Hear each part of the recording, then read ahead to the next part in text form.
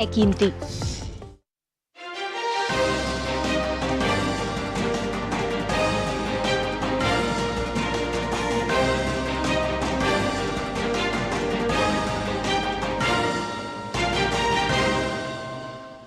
नमस्कार, सांकेतिक भाषा के इस खास बुलेटिन में आप सभी का स्वागत है। मैं हूं आपके साथ भावना नैयर और मेरे साथ है मेरी सहयोगी मनीषा, जो आप तक सांकेतिक भाषा में खबरें प्रस्तुत करेंगी। आइए शुरुआत करते हैं सुर्खियों के साथ। प्रधानमंत्री नरेंद्र मोदी आज दोपहर वीडियो कॉन्फ्रेंसिंग के जरिए विकसित भारत संकल्प यात्रा के लाभार्थियों से करेंगे संवाद। कार्यक्रम में देश भर से हजारों लाभार्थी होंगे शामिल।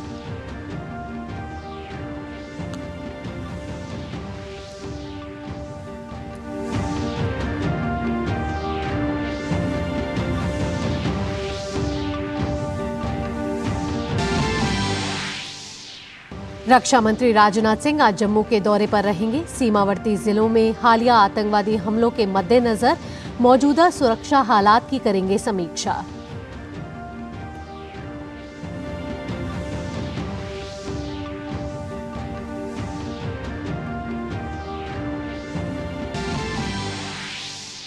सरकार ने डीप फेक पर बढ़ती चिंताओं के बीच सोशल मीडिया प्लेटफॉर्म को सूचना प्रौद्योगिकी के नियमों का पालन करने के लिए सलाह जारी की।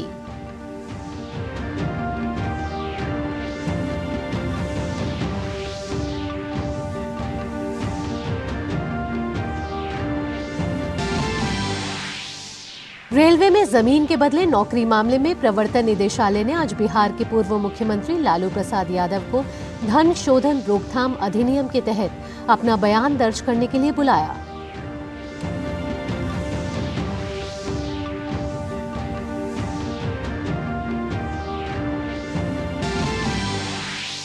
सर्दी बढ़ने के साथ ही कोहरे की चादर में लिपटा उत्तर भारत। दिल्ली एनसीआर में दृश्यता बेहद कम।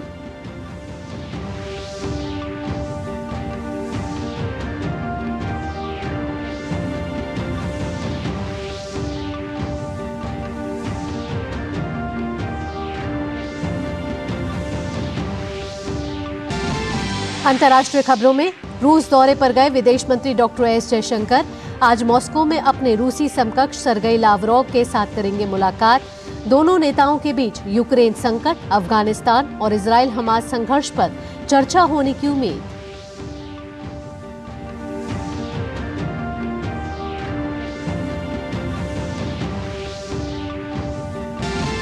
और खेल की खबरों में भारत और दक्षिण अफ्रीका के बीच सेंचुरियन में चल रहे पहले क्रिकेट टेस्ट का आज दूसरा दिन। 208 रन से आगे खेलना शुरू करेगी टीम इंडिया। पहले दिन भारत ने गंवाए 8 विकेट।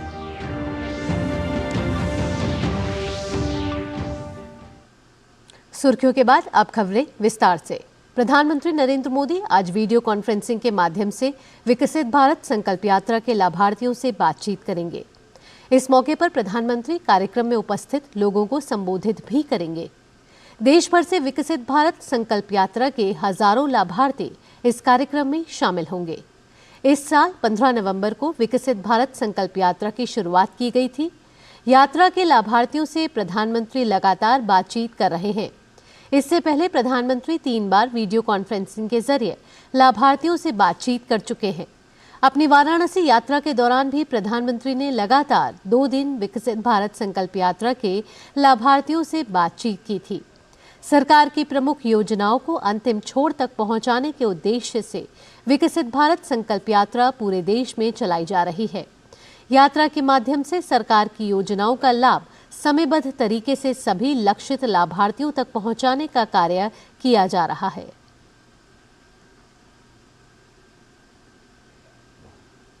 प्रधानमंत्री नरेंद्र मोदी ने सऊदी अरब के क्राउन प्रिंस मोहम्मद बिन सलमान से फोन पर बातचीत की है। दोनों नेताओं के बीच हुई वार्ता में विभिन्न मुद्दों पर विचार विमर्श किया गया। दोनों नेताओं ने भारत और सऊदी अरब के बीच भविष्य की रणनीतिक साझेदारी पर चर्चा की। बातचीत के दौरान पश्चिम एशिया के हालात पर भी विचारों का आदान प्रदान किया गया। दोनों नेताओं ने आतंकवाद, हिंसा और आम नागरिकों की मौत को लेकर चिंताएं साझा की। प्रधानमंत्री नरेंद्र मोदी और सऊदी अरब के क्राउन प्रिंस मोहम्मद बिन सलमान क्षेत्र में शांति, सुरक्षा और स्थिरता के लिए मिलकर काम करने के लिए सहमत हुए। अगली खबर की ओर रुख करते हैं। रक्षा मंत्री राजनाथ सिंह आज जम्मू के 1 दिवसीय दौरे पर रहेंगे। सीमावर्ती जिलों में हालिया आतंकवादी हमलों के मद्देनजर रक्षा मंत्री मौजूदा सुरक्षा हालात की समीक्षा करेंगे।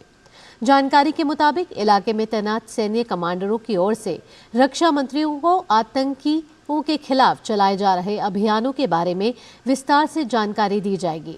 इसके साथ ही सेना की ऑपरेशनल तैयारियों के बारे में भी रक्षा मंत्री जानकारी हासिल करेंगे। रक्षा मंत्री राजनाथ सिंह जवानों से मिलकर उनका हौसला भी बढ़ाएंगे। रक्षा मंत्री के इस दौरे के मद्देनजर सुरक्षा व्यवस्था काफी कड़ी कर दी गई है।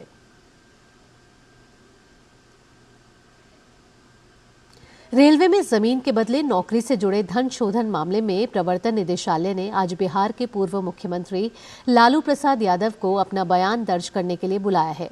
लालू यादव को धन शोधन रोकथाम अधिनियम के तहत उनका बयान रिकॉर्ड करने के लिए आज जांच एजेंसी के दिल्ली दफ्तर में आने को कहा गया है। इस मामले में ईडी ने इस साल अप्रैल महीने में तेजस्वी यादव से भी पूछताछ की थी।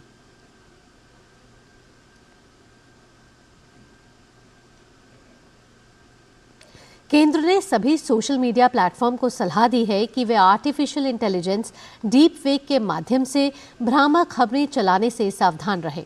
इलेक्ट्रॉनिकी और सूचना प्रौद्योगिकी मंत्रालय ने एक परामर्श में कहा है कि सोशल मीडिया पर सक्रिय और अमान्य कंटेंट के बारे में लोगों को सावधान करें। विशेष रूप से उन्हें सूचना और प्रौद्योगिकी आईटी नियम के अनुसार स्पष्ट जानकारी उपलब्ध कराएं। इलेक्ट्रॉनिक और सूचना प्रौद्योगिकी राज्य मंत्री राजीव चंद्रशेखर और मीडिया संस्थाओं के बीच डिजिटल भारत संवाद के दौरान हुए विचार विमर्श के बाद ये परामर्श जारी किया गया है। प्रधानमंत्री नरेंद्र मोदी ने पिछले महीने डीप फेक से देश को आगाह किया था।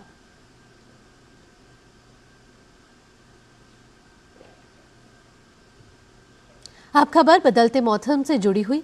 देश की राजधानी दिल्ली समेत पूरे उत्तर भारत में ठंड का प्रकोप बढ़ता जा रहा है। सर्दी की वजह से धुंध और घना कोहरा छाया हुआ है। इस वजह से यातायात पर खास असर देखा जा रहा है। कोहरे की वजह से विजिबिलिटी इतनी कम हो गई है कि ट्रेनें अपने गंतव्य तक समय पर पहुंच ही नहीं पा रही हैं।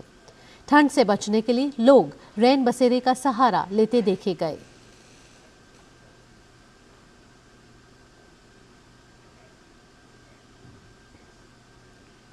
राजधानी नई दिल्ली स्थित इजरायली दूतावास के पास मंगलवार शाम संदिग्ध धमाके की सूचना के बाद सुरक्षा कर्मियों ने मौके पर सघन जांच की।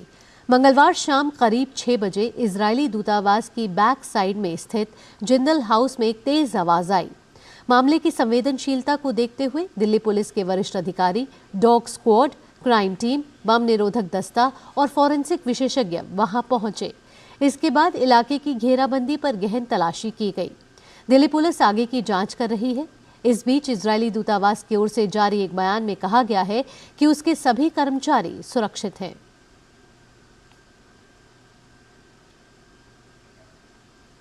और अब अंतर्राष्ट्रीय खबर। रूस दौरे पर गए विदेश मंत्री डॉक्टर एस जयशंकर आज मॉस्को में अपने रूसी समकक्ष सरगई लावरोव से मुलाकात करेंगे। दोनों नेताओं के बीच हिंद प्रशांत क्षेत्र में सुरक्षा, यूक्रेन और अफगानिस्तान की स्थिति के साथ साथ इजराइल फिलिस्तीन टकराव पर भी चर्चा होने की उम्मीद है। बीते रविवार को 4 दिन की अपनी रूस यात्रा पर मॉस्को पहुंचे विदेश मंत्री डॉक्टर एस जयशंकर अपने रूसी समकक्ष के साथ संयुक्त राष्ट्र, शंघाई सहयोग संगठन और G20 के विषय पर अलग से चर्चा करेंगे। साथ ही आने वाले साल में रूस की ब्रिक्स अध्यक्षता की प्राथमिकताओं पर भी चर्चा की जाएगी। इससे पहले विदेश मंत्री डॉक्टर एस जयशंकर ने मंगलवार को भारत रूस द्विपक्षीय आर्थिक सहयोग पर रूसी उप प्रधानमंत्री और उद्योग और व्यापार मंत्री डेनिस मंटूरोव के साथ एक व्यापक और सार्थक बैठक की। दोनों नेताओं ने व्यापार, वित्त, कनेक्टिविटी, ऊर्जा, नागरिक उड्डयन और परमाणु क्षेत्रों में महत्वपूर्ण प्रगति पर बात की। डॉक्टर एस जयशंकर ने नए अवसरों की खोज पर अधिक ध्यान देने की सराहना की। मंत्रियों ने विभिन्न आयामों में द्विपक्षीय सहयोग को अधिक संतुलित और टिकाऊ बनाने पर चर्चा की। उन्होंने रूसी सुदूर पूर्व पर सहयोग के कार्यक्रम को भी अंतिम रूप दिया।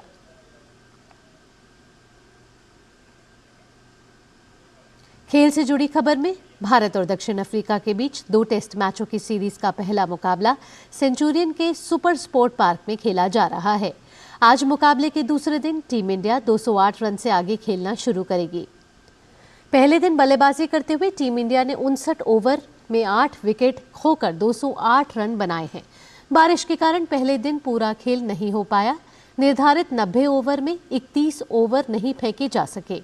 इसकी भरपाई के लिए आज खेल 30 मिनट पहले शुरू होगा। वहीं क्रीज पर मौजूद लोकेश रोहल, राहुल और मोहम्मद सिराज की कोशिश आज भारत के लिए तेजी से रन बनाने की होगी।